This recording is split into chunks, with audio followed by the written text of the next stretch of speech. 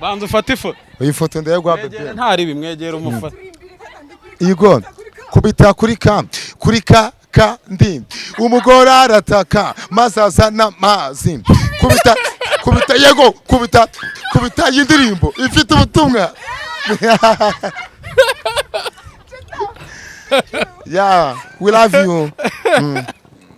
Gitafu ubona upfuye umunsi wajya mu ijoro. Hari umumare ko ushinzwe gutanga raporo. Ejo bundi yaraje ambwa ati Gitafu umuhungu wanjye imeze biti ndavara imeze biti ndabwa nawaza ambwa ati gatese ndabwa nawaza. Arambwa ati icyo kibazo mbaje n'icyo yambajije. Ndamwana mareka we ngose ndibwira ndabura arambwa ati muhungu wanjye Imana amaze kugwijura. Kera nari mfite umugore aya mutumifu ibiro bine ndetse n'igitenge arabizana yego aca bugufi arabisonga igitenge agitoza turi kumwe akagitoza mande zose akagitoza nijoro akagitoza mu buriri akagitoza. Asante sana, reka tubasuhuze kandi tubifurize igicamunsi cyiza. Ni Wisdom TV Rwanda, turi kumwe na Aragitosa Gripo. Meze bite? Bana meze neza cyane mu meze fresh, meze neza kabisa ndashyushye ndatuye meze nk'umuntu ku kagaze ndiko kababura ndimo ndagenda ku igare none umugabo ejo bundi mu kanya umugabo mu motari yarantwaye amaze kumwa rirukanka arangije arambwira ngo mana gusa ibintu byambayeho namwana ntago mbizi arambwira ati nge nafite umusheri wanjye none afite sheri akajya nyine akunda kuma keya bimwe byiri hejuru cyane none ngo yamuhamagariye akahita yumva ko nyine nakazi yaba karimo akahita agahagarika akajya kumva ibyo sheri wamubwire. Ese ubwo yamuhaga nk'izeke kemuhaga kumuganiriza bakamana nk'amasaha 6 bamuganiriza bakaganira koko. Ubu rero sasa mbere yuko twinjira mu kiganiro nyirizina ugiye kubanza uririmbe gato ku ndirimbo yawe Aragitosa. Yego nari mfite umugore aya mutumifu ibiro bine ndetse n'igitenge arabizana yego aca bugufi arabisonga igitenge agitoza turi kumwe akagitoza mande zose akagitoza nijoro akagitoza mu buriri akagitoza.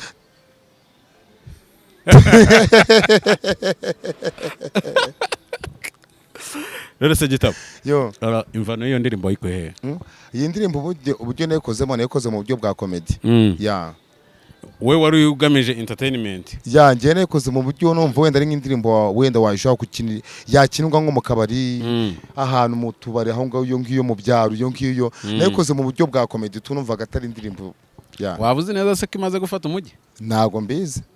Harakasha iriya ndirimbo ntabwo uzi ko imaze gufata umujyi? Wapi iriya ndirimbo rero ubu ngubu niyo irimo irabikora mu mujyi wose. Ngo iki? Ariko rero ngo iriya ndirimbo hari ahantu humvikana uvuga ngo ngirimo ubutumwa. Wowe iyo uyumvishe nka nyirayo wumva irimo ubutumwa? Kariya kantu nibyo nakubwiye ngiye byari byanjye byose ni comedy wumve ngo no mu rugo ahantu nuye abaturanyi nyine nkunda kuba kubita nyinshi zikunda kubasetsa none umuturanyi baragiye baravuga ati Gitafu ngo aratujagaraza aragenda akadufatira ubwonko akabafata ku ngufu akabusambanya akadusambanyiriza ubwonko baraje mwaravuga ati please bravo ngiye kunywa mu karo. Uyu munsi ni feedback niyihe ufite? Feedback niyo mu ndirimbo yawe wakoze. Feedback like ni cye kintu wishimira mbega kirimo kuva muri melody yawe wakoze ukanandika mu ndirimbo?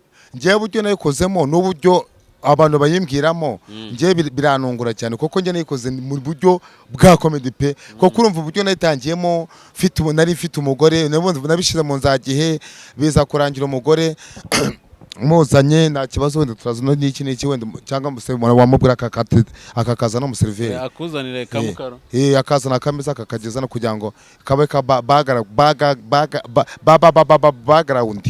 mu kari ka background mu kari ka background nk'abandi mo ndagahereza ngahereza kuki ukunda mukaba Mukari impamvu nyikunda kenshi na kenshi kuna gutuma agira vibe cyane. Ikunda gutuma ugira vibe? Ya. Nta kintu bavanze amasa. Kandi hano ubwo niba ari ikintu bakiza mu bimbwira. Si hano se bayikoreye. Mukari ubundi kenshi na kenshi impamvu rero. Mukari nagiye kumva kenshi bakunda kuvuga ngo Mukari nyine mwumva barayivuga ukundi kuntu. Mbitamindo ndavuga none niba Mukari barimo kwivuga ukuntu reka njye cishamo ngo n'igikoma. Muri ukuntu n'igikoma. Ubu Mukari usigaye nywa kumanywa igikoma ngakenywa nijoro. Wamenye ibanga ry'igikoma? Yewe data igikoma none yewe mfite umusheri wanje none man yarambwa iyo telefone itameneka please. Yarambwa ati bunga banje nkunda ngiye nkutamo ikintu bitiki igikoma. Igikoma none nanjye kimera ku gihe. Yewe data we. Ubagwereza igikoma ku gihe. Yewe we Fred we. Igikoma bakigwera ku gihe. Ngabanza hoza ko kamukara. Ako se Fred kumona mbona gaseka man. Kumona siga ambona gaseka. Niwe nakabibajije ngese ndabizi. Ndashekeje se. Yewe data we. You know buki? Yewe data we. Fred winochanira gabora we. Ubugiye konza na amafi mu kanya, amahene ngiye kurya nise ndamenya bagafungura gute. Utagaca Karaga. Banza ugapfundure neza. Wow. Ko maze hafi nk'umwaka nangwa Mukari. Meruka kumwe Mukari ndi muri Genesis Comedy. Uri muri Genesis? Ase Mukari gufasha iki gita utabeshye. Man Mukari none se tuganire. Nagatwiko kabasani nawe wizaniye yawe titi. Oya naga ari titi tuganire. Ubu kano kanya ino Mukari. Afunga neza ko ufite parapara. Ndabona ufite pressure. Ese Mukari ushaka gutuma umuntu agira pressure man. Ni ukuvuga ngo pressure ni ukwa kunije kumwa Mukari ukajagarara. Niko niyo pressure. Ya. Pressure no kunywa Mukari ukajagarara. Yego. Ise ko ndi wanagize umururumba we. Wajya amazu ushobora gukoresha isukari cyangwa ubuki bitewe n'icyo ushaka. Ngero ko mu bintu nkunda mu buzima bwanjye nkunda isukari nyinshi koko nkayinywa gutomera none isukari nako ubuki ubushize muri Mukari bigenda bite. Ariko isukari ntago ari nziza nyinshi. Ngiye impamvu nkunda nago nyinywera mu gihe ariko iyo nyinyweye ndayinywa koko nkushaka kuba maze nk'umwaka nanywa Mukari nako nanywa urumva utanywa Mukari cyangwa utanywa isukari.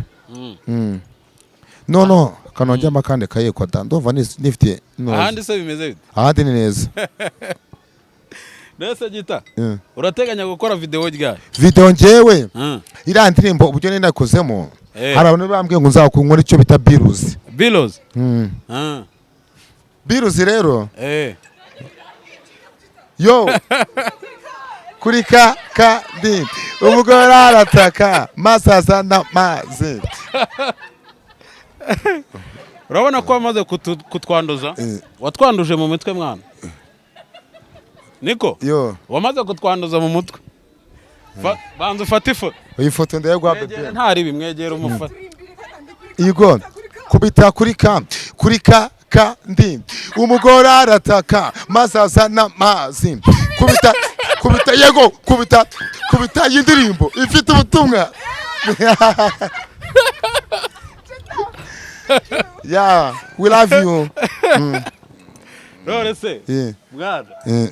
Nta mupfumu wagiyeho. Man indimbo nibaho man indimbo nibaho kabisa. Nyine ndakubaza nta mupfumu wagiyeho. Man njewe Frey kubeshya ni icyaha. Man njewe pe iyi ndirimbo uburyo mbona uburemere ifite n'uburyo nayikozemo.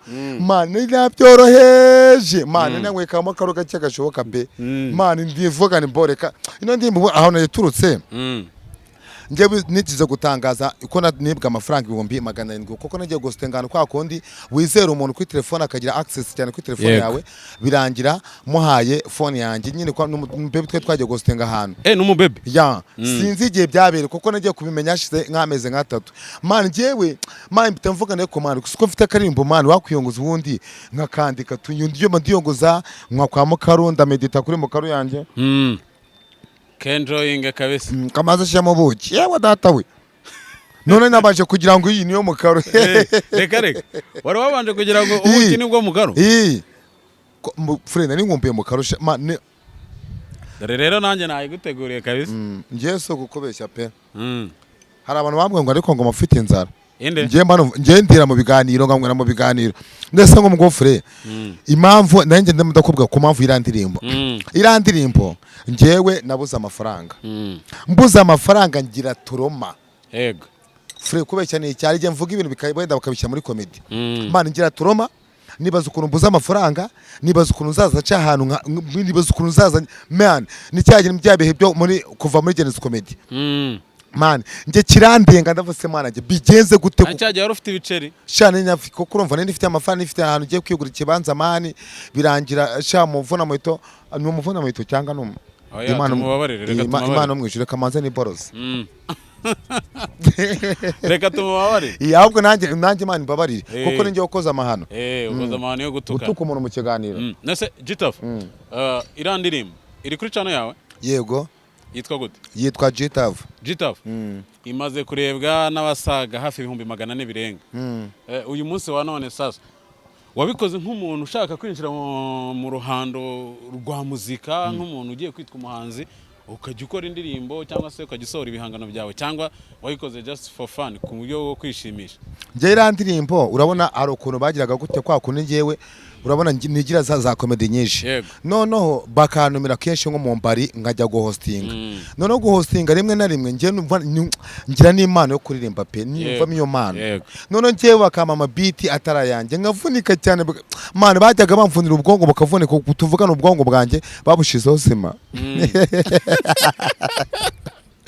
ubwongo bwawe babushizeho sima byajyaga bimvunira ubwongo, noneho ndavugana ariko se wakwiyongoza sometimes wenda nkajya ngira gutyo nanjye ngakora nk'indirimbo wenda ngazingaye zajya gira gute mu gihe nagiye mu kabari ikamfasha mu guhostinga cyagihe nyine. Urabona ari ukuntu bavuga ngo tugiye kwakira umuhanzi bita nako tugiye kwakira umukomedi bita Gitaf, umwe umuntu atutse mu karere ka Kicukiro, reka tuye cyane Gitaf turamwa irako nshize ibintu by'umupira w'amaguru. Oya nta kibazo. Yes. Aya Gitaf araje kuri stage no kwa Fred ukolazo kurumva kwa kunisa kuri stage bava kubita kuri ka ndi umugore arataka masaza na mazi urumva rukuba cyagihe njya kuri stage nkakubitonga abandi kwa kundi abantu babara aho ngaho bari muri enjoy, abinywera igikoma muri enjoy, abanywa igikoma, abanywa mukaru, abasohokanye n'abashiri babo, urumva bikaza kurangira none ngewe ya ndirimbo igufashije mu kujya gutema hosting. Ngiye navuga ni indirimbo nayikoze mu yari yo kuvuga ngo ngiye kujya nyukora igihe ifashe mu kuvuga ngo wowe waricaye ukora indirimbo Aragitosa utazi ibintu izakora hanze, uravuga uti reka nyikore igimfasha muri performance zanjye za buri munsi. Man yes koko urabona urugero nanjye ubwanjye hudu nyene nikoze urumva ntanagera namvira mu rugo koko ngiye keshi reka ngemene n'umuceri nari ndi kuri pressure y'abafana bakambwa ngo Gitaf fungura cano, wafunguye cano wa kintu wafunguye agacano, nje none nkavuga se man cano nkibaze Fred nifungura cano mani ko nikora ibiganiro nzaba ngiye guhangana n'abakire Fred ya mu biro nanga ninya gupfa man. Oya nta nubwo ari navyiza ngo man ngiye nitinyira gupfa manega urumva man nkavana ngiye njya guhangana n'abakire nawe urabyumva man. Social media kuyisangu iyi mihanda yibemo neza bisaba kugira icyo bita ubugoge bwinshi urumva ndavuga noneho rero ndabigenza gute kugira ngo ubu nyine nanjye yo cyane nyikwenda van ninyikora ngavuga nge kira biganiro ngewe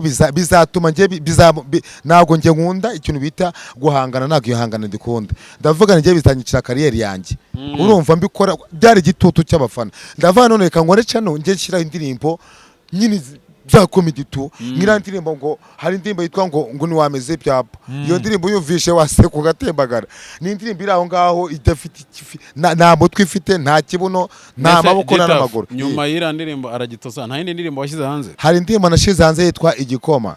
Yego Igikoma ubwo imaze kwegwa n'abantu bangahe? Igikoma nagiri kuri channel yanjye kuri channel yitwa umugabo bita Kaka.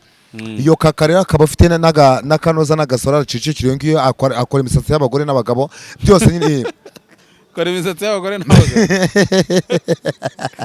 Gripo pow Gitaf yo uyu munsi wa none urateganya gukora video yayo?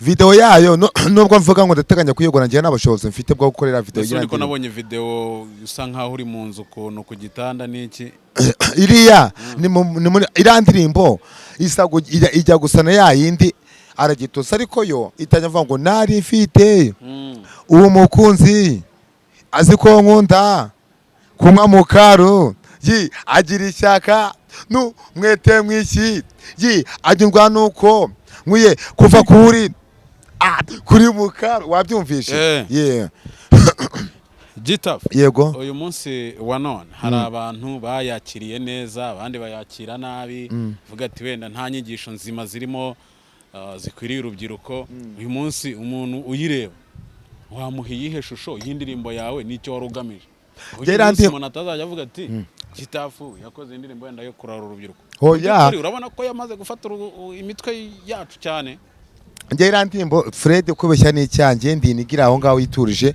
irantimbo nikoze mu rwego rwo kuvuga ngo n'abantu nyimara kuyino kora namwe ngo je wakoze video ndavuga ngiye kujya nkishya unikora mfungure cyane nshyira ama audio ku buryo ejo nejo bundi najya n'ahantu bakambwira ati we duha akarimbo kawe ngama nagashyiramo sibyo nayikoze mu rwego nayikore mu rwego rwo kuvuga ngo njye nyukoreshereza mu mbari mu rugo ahantu ngaho nago numvaga ko yajya imihanda brother njye byarananunguye pe kandi irandimba kugira ngo ijye imihanda byatewe n'umukotete kureta wagitwajyana gukora ikiganiro aransenya cyane aragenda asamanyiriza ubwonko birangiza avuze ngo irandirimbo nyine ivugaho ukuntu nyine si ubwo umuntu wadukoreshaga ikiganiro bambwiye ngo ndirimbo Kalazi bandirimbye Kalazi birangira Kalazi ifashe imihanda nago neza kira ndirimbo byagenda kukuntu mbehe kugira ngo ijye kumenyekana byaturutse ku mu content washyize agace hanze we umukotete kurete ne kwa kundi byabe nitwita ngo ndakubaga kwa kundi mamuri ngo mu kiganiro we agashaka kuko usambanyiriza ubwongo ngiye nagomba biriya jambo kukubaga monova naryo riri mu mvugo nyandagaza ngiye bambusambanyiriza ni gute ubwongo bw'umuntu waba usambanyiriza ubwongo oya yarabushagaraza yarashagaraza iyo nyo none ya mukunjagaraza bituma nyine ubwongo bwanjye buratutubikana mu kuza gututubikana ubwongo bwo ahita avuga ku ndirimbo aragitoza byari rango nyishyize ngo mvuga ngo nzaza nikoresha mu Paris mu rugo urumva ubwongo bwo birangira jama uwadukoreshaga ikege no kwambwa ngo citaga ariko ngo mane ngo dutemo Kalazi mbangize gute mbanayemo Kalazi iyo Kalazi nese ifata imihanda birangira indirimbo izamutse kugezana n'isaha ngiye birimo no kunungura pe Gitaf byanga bikunda buri muntu wese cyangwa buri mwana wese iyo avutse avukana intego cyangwa se inzozi reka ariko tubivuga buri mwana wese ukura akamenya ubwenge aba afite inzozi uyu munsi wa none bimwe mu bigutunze cyangwa se bimwe mu byo wifuza gukora hari bimwe biri mu nzozi wigize ugira ukiri umwana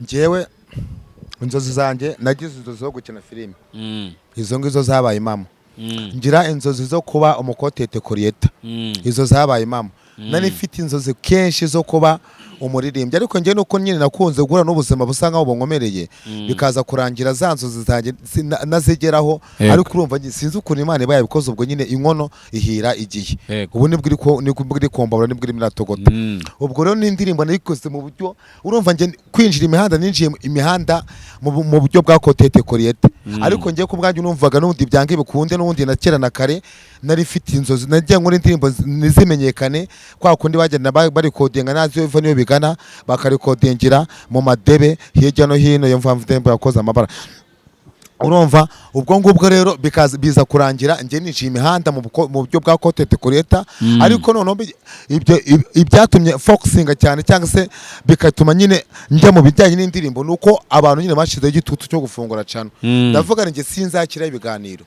bro impamvu nge nakira ibiganiro ni ukuri ko Imana ishobora byose urabizi Imana nge nitinyira kugira gute asutinye iki nese uburenganzira bw'umuntu ni uburenganzira bw'umuntu ariko man nge life y'imihanda ndayize brother ibizema bw'umuhanda ndabuzi nge imihanda maze kwimara utinya gukompeta nge ninya gukompeta impamvu gukompeta byanya ubundi bavuga ngo guhangana byiza nuko mugenzi wawe nyine utagomba kumusenya ahubwo ugomba kumwubaka uyu munsi wa none umuntu agiye mu itangazamakuru akavuga nabi izina Gitafu ni iyihe nama wamugira ntago ngiye najya guhangana n'itangazamakuru kuko itangazamakuru niryo ryatumye nitwa Gitafu nakubwiye ngo uyu munsi wa none umuntu ku giti cye agiye mu itangazamakuru akavuga nabi izina Gitafu yaba agendeye ku bikorwa byawe cyangwa se akagukasa gusa kuko abishaka wamusubiza gute ngewe navuze ko uwo manganye nawe ni Gitafu koko nge nubwo tuvugana ubu hanganye na Gitafu na Mukaro niwe muntu manganye nawe wenyine na Mukaro yanjye hano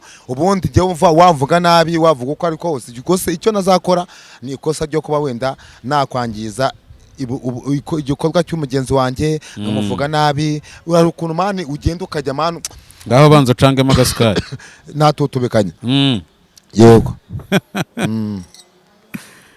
komeza tubwire. yego urumva ntiwakwangiza igikorwa cya mugenzi wawe, cyakujye kwangiza igikorwa cya mugenzi wawe, kuvuga mugenzi wawe nabi, urumva nk'amakotete kure tugasanga nk'umuntu we akagenda nyine bya bindi bita nyine ngo arimo akagusenya nyamara we arimo kugusunika mu biki kumugisha w'iteka n'iteka.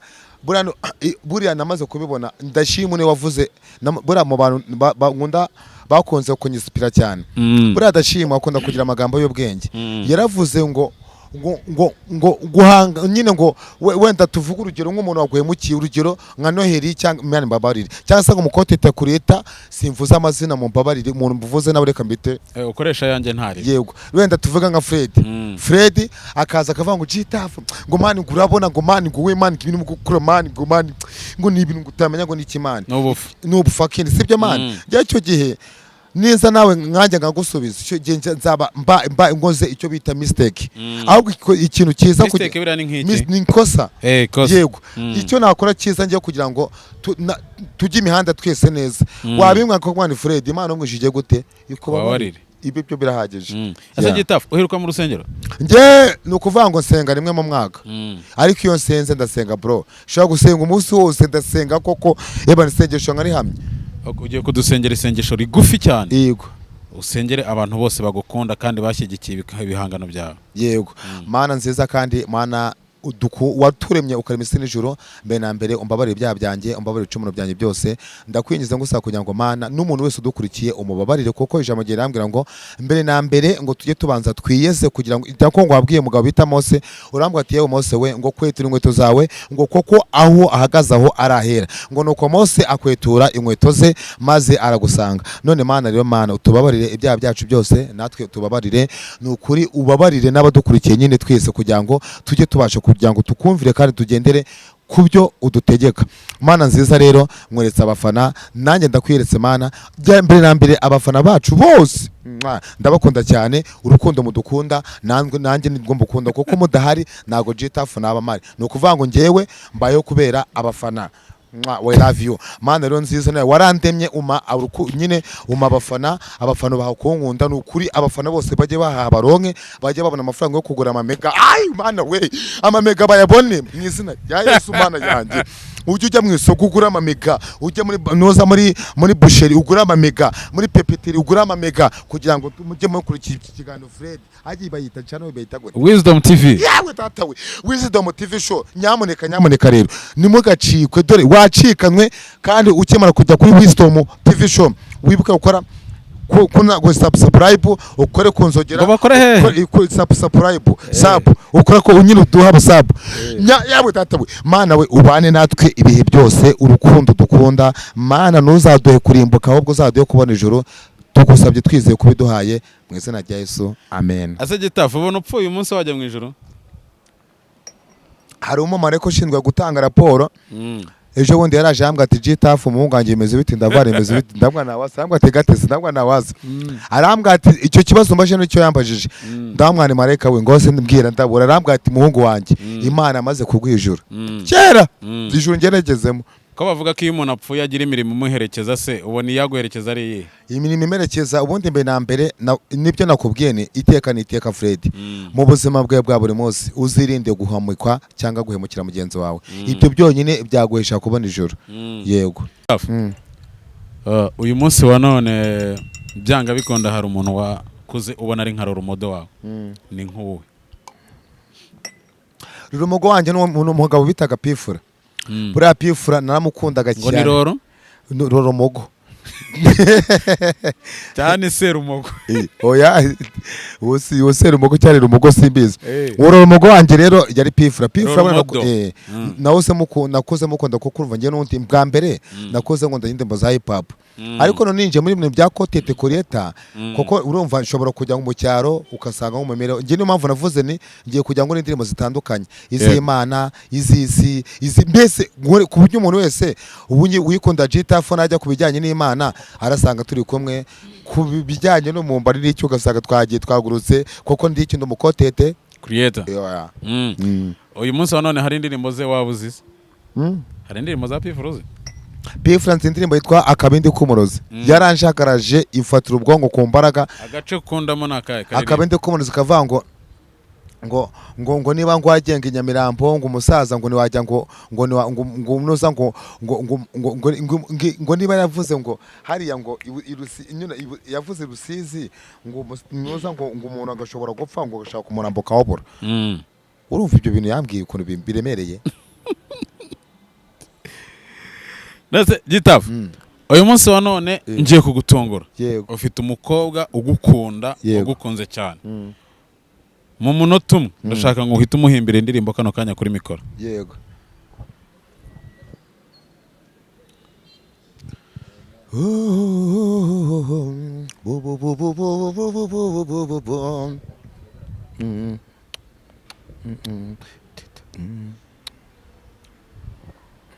Yo, muririmbire se? Muririmbire. Kano kanya? Cyane rwose. Yo. Aha. Nturi umuhanzi? Ndi umuhanzi. Urukundo badafite urarufite, imbaraga badafite, mfite ijwi nk'igiti wajya wana rigikeri.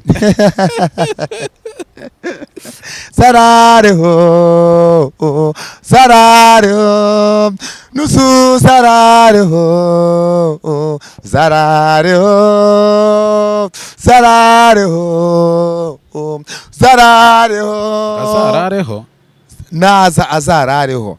Ubundi amavanga urukundo adafite neza amagambo wabuza andi magambo y'urukundo watera mu mukobwa imitomo utagiye kumbwira ngo naza azarare. Yego. Wenda tuvuge nihe mpamvu ushaka ko azararaho? Impamvu azarara nshaka kumva ngo urukundo badafite urarufite,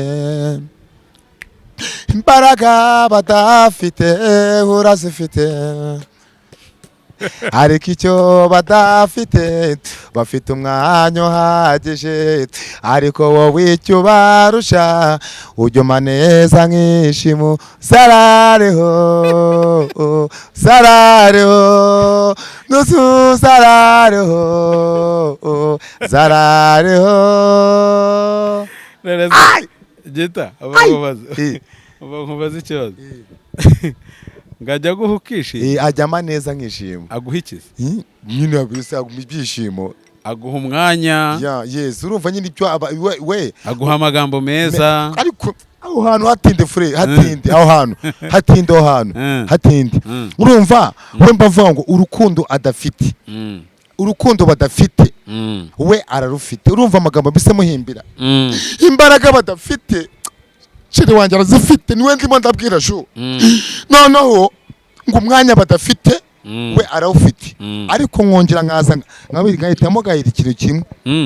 Nyine ntabwo ajya abona umwanya, ariko iyo abonye umwanya araza akama neza, yarangiza akama nishima nkanatutubikana. Nkubaza Gitafu, ugira umukunzi? Njyewe sheri, njyewe ngo tuvugane umane ngo iryo jambo ngo iyo ndibajijwe njye mfite umukobwa bita Sandrine mwiza ko nkunda nanjye ndamukunda. Yego. Ubu uramufite, ufite umukunzi? Yes. Sandrine. Umaze igihe kingana iki mukundana? Sandrine tumaranye tugiye kumarana amezi 6. Amezi 6? Mu rukundo wari waterwaho indobo? Njyewe indobo barayinkubise bikubita no mu bwonko. Isibye nibyo. Njya mu pepe nigize kumugigira, ariko nzana ikintu bita nyine kwa kundi nyambonye mu pepe idasara mwa mu baby smart ngo nusimana gukora gukunze sinoma arambwa ati nuko nguko bagigira bakinwe nyine muzano ubusazi.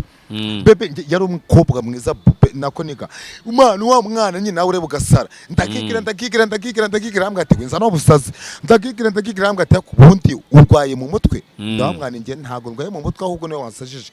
Arambwa ati rero nge sindi muganga jya kwa muganga. Ngiye kwa muganga barambwa ati uriya mukobwa ntago ari proud yawe. Urumva muganga barambwa ababaye umuti mba ndagiye nongera ndakomeza bukiye bwaho ndongera ndasara mba ndakundi muganga bankubise ubunini bugabanya uburibwi reka ndabiranga mu bebe ndakomeza ndasara byarangiye abaye crush wanjye. Nta nshinge baguteye se? Ishinge gusa ahubwo bane ishinge ku kibuno.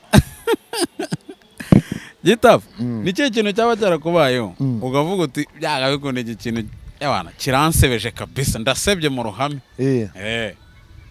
Ikintu cyambaye nkasiba mu ruhame. Ngewe nigeze kujya hano ahantu bitaga nyine hano basiga babita abakobwa abanyine abo rukundo.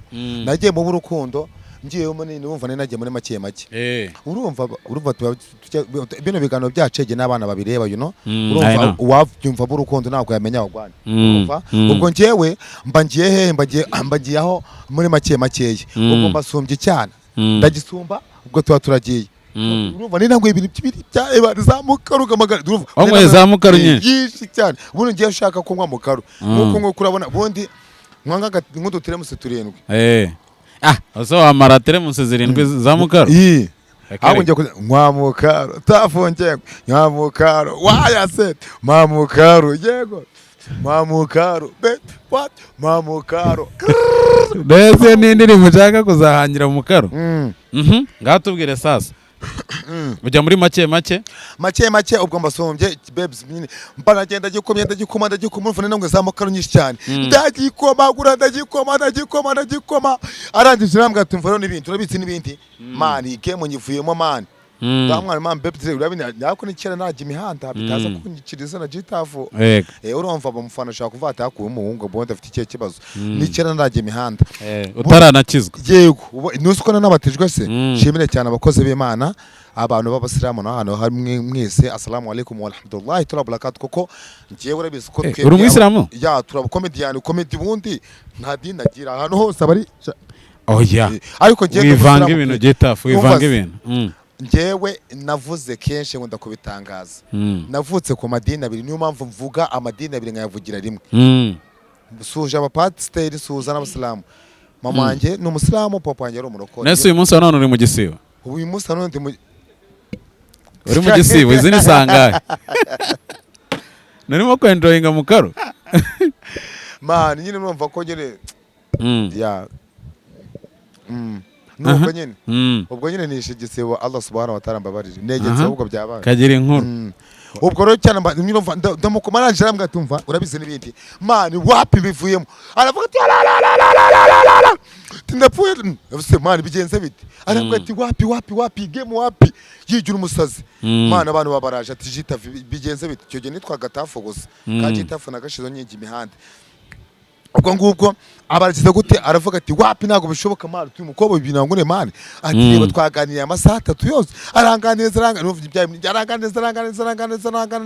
ati nongeye byagezeho nabirambiwe mani ntago ibintu bishoboka mani cyo kuno mbona mani garage mani ibintu byinshi cyane nicyo gihe icyo gihe byarabaye n'umugabo we abaraje kandi urumva nari ndimo ndakorwe heheze kandi Imana nayikunda abantu bahehetana uzi ibintu byabayeho umugabo aje nagiye mu ndobo biranga njya mu jerekani biranga mu kibiriti biranga munsi y'igitanda biranga ikintu cyanabaye nese njyana mu nguni mbita shira ikintu cy'igitenge ubwo ngubwo mbita ndirimba indirimbo na na na na na na na na na la la la la la la la eba lor bujaba kayuviye dima la la la ubwo ngubwo araryoherwa ubwo ngubwo yese ajya he mu nzu kubira ndima la la la la la la aragenda la la la firamusenzereza bandahobotse kuva ubwo nicyo kintu cyatumye seba na nisa icyo giseba ariko kubera ko nabatejwe icyo gisebo cyamvuyeho dushimira abapasiteri ndetse n'abakozi b'Imana kwibatura muri uturuturu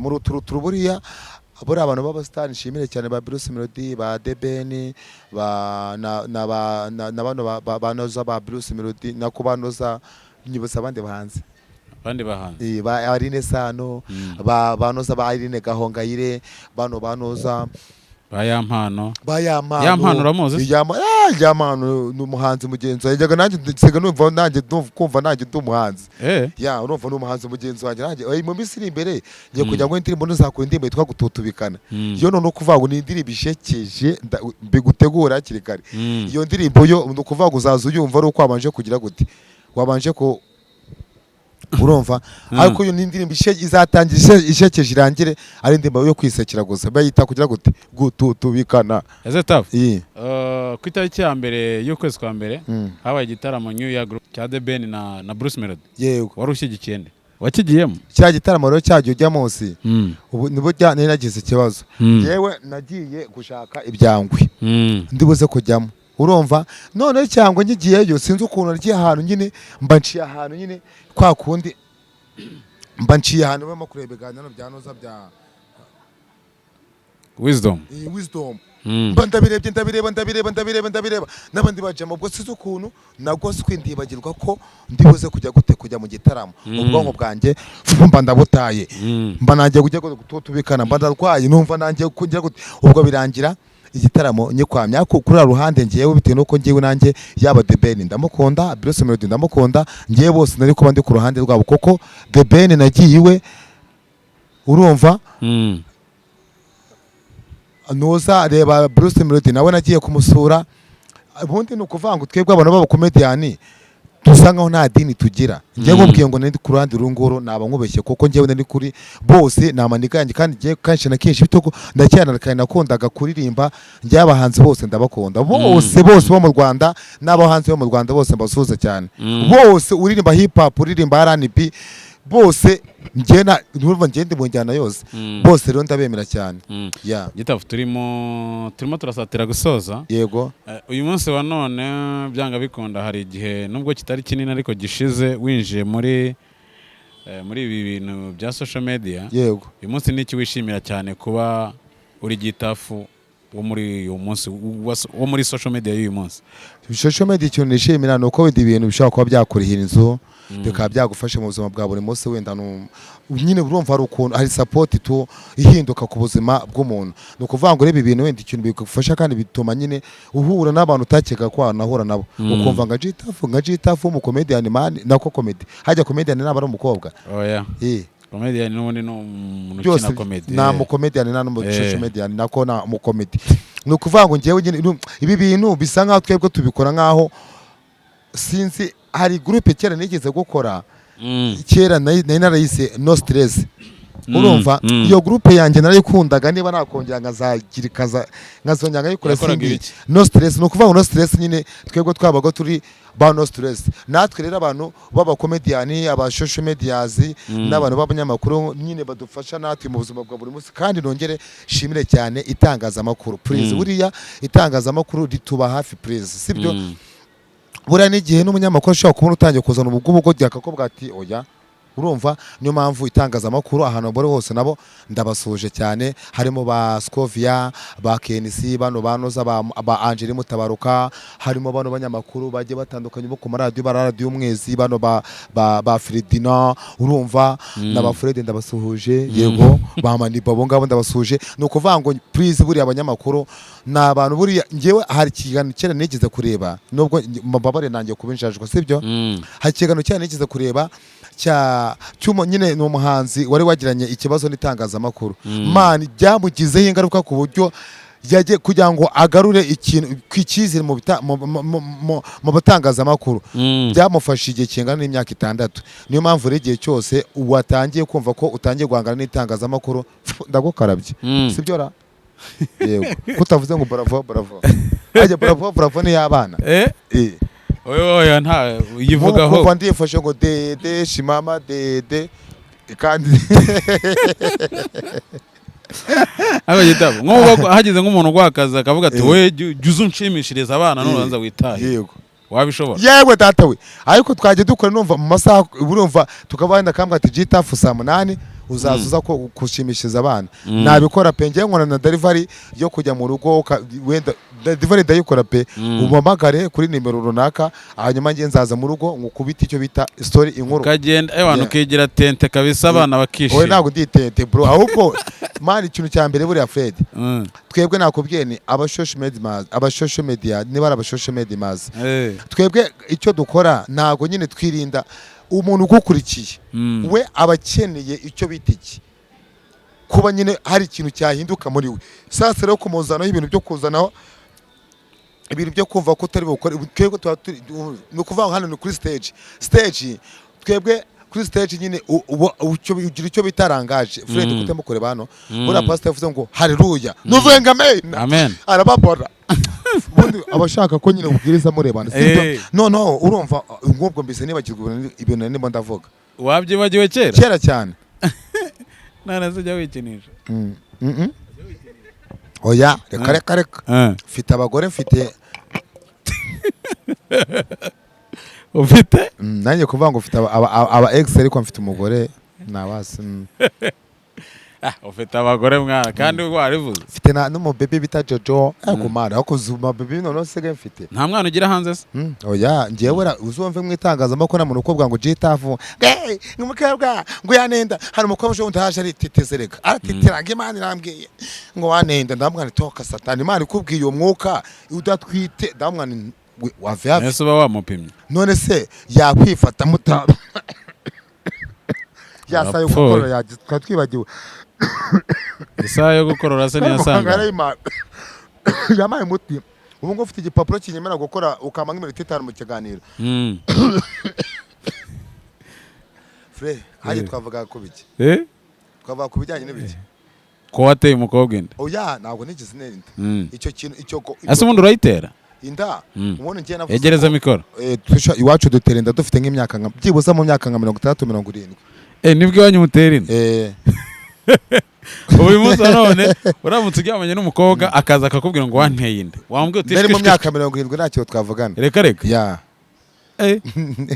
nase ubwo bajya baguha bajya baguha bama abakobwa bakama nk'ikize nka umunezero ngiye birayiponda nabitinya amazi no suruma niba ndi imanzi utuvugana ubu ngiye nubwo neganya guzatuba ubumanzi vuba wapi ubumanzi bwaje mbokomeyeho ndashaka kuzatuba ubumanzi ifite nk'imyaka nka 70 reka yego nibwo uzatuba ubumanzi ntago nabyemera we reka ubu nk'umukobwa aje akakwegera akakubwira ati Gitafu nagukunze akubwira ati nagukunze okay namubwane none se bizu wahaye umukobwa bizu n'ibindi byose wabikora ngewe nyine meze nka wa muntu urabona hari umucama ugenda akakigira nk'umutata ariko yirwariye nyine ngenda arwaye handi hepfo iyo ngiyo nyine akagera akamugigira baby akavuga ati gengesta ni muzima man bakagenda akajya ahantu bajya mu ruganiriro yewe doto we inigi kambwa ati be wapi byaranze